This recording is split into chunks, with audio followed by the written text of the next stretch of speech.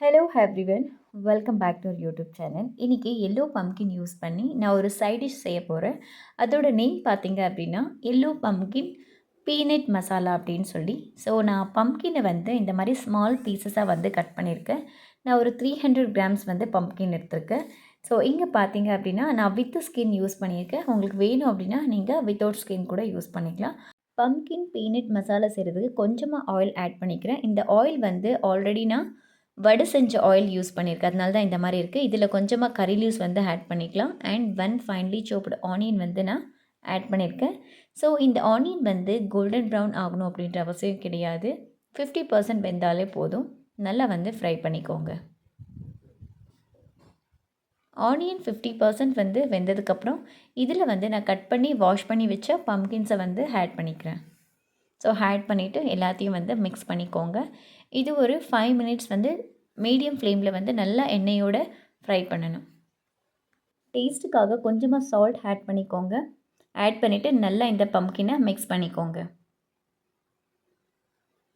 இதோட கொஞ்சமாக turmeric powder, 1/2 spoon chilli powder, 1 spoon coriander powder add பண்ண எல்லா ஸ்பைசஸையும் இந்த பம்கினோட மிக்ஸ் பண்ணிக்கலாம்.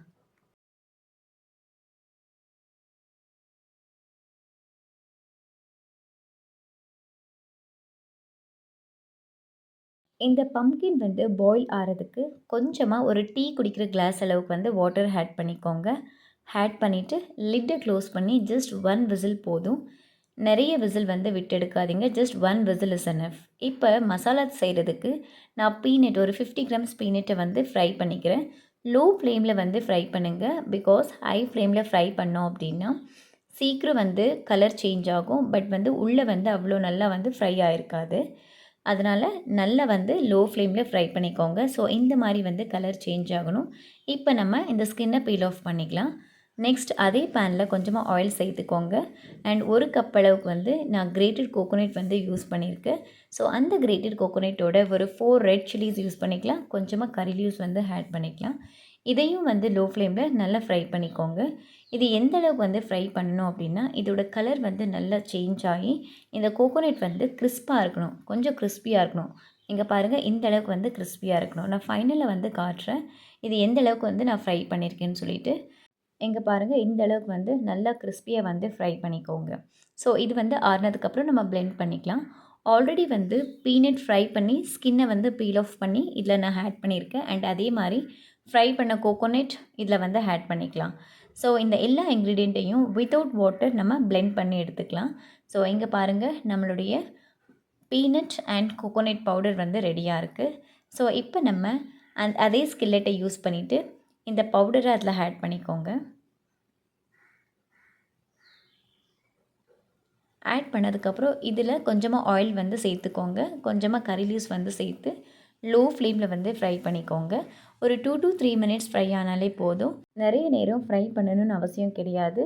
அண்ட் லோ ஃப்ளேமில் ஃப்ரை பண்ணுறது ரொம்ப இம்பார்ட்டண்ட். ஏன்னா ஹை ஃப்ளேமில் ஃப்ரை பண்ணோம் அப்படின்னா இந்த வெசலுக்கு வந்து ஒட்டிக்கும். அதனால் அதை அவாய்ட் பண்ணுறதுக்காக லோ ஃப்ளேமில் கொஞ்சமாக ஆயில் ஆட் பண்ணி ஃப்ரை பண்ணிக்கலாம்.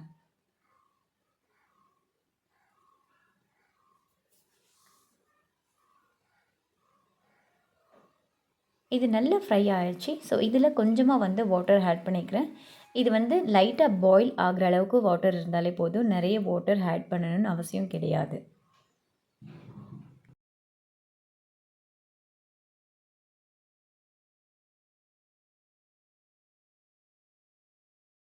இதோட வந்து கொஞ்சமாக சால்ட் ஆட் பண்ணிக்கோங்க. நிறைய ஆட் பண்ணாதீங்க. ஆல்ரெடி நம்ம பம்கின் ஆட் பண்ணியிருக்கோம்.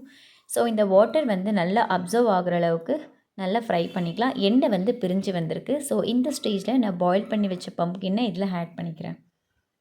ஆட் பண்ணிவிட்டு ஜென்டிலாக மிக்ஸ் பண்ணிக்கோங்க. ஹார்டாக மிக்ஸ் பண்ணாதீங்க. ஏன்னா இந்த பம்கின் வந்து பிரேக் ஆக சான்சஸ் இருக்குது. அதனால் ஜென்டிலாக வந்து நம்ம மிக்ஸ் பண்ணிக்கலாம்.